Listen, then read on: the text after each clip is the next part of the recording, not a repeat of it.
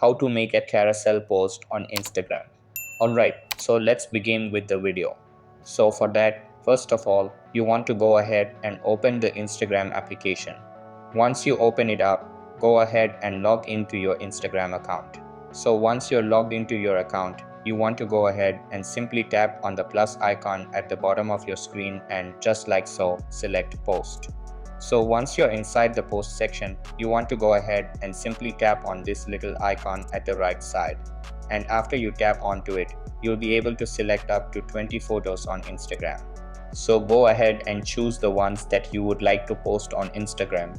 And once it is done, tap on next like that. If you would want to make edits, tap on any of them, then on next again.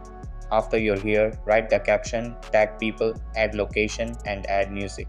Once done, tap on share. And just like so, you will then be able to make a carousel post on Instagram. So that's basically how you can make a carousel post on Instagram. So that's all for this video. Consider subscribing if you find it helpful, and I'll catch you in the next one. Thanks.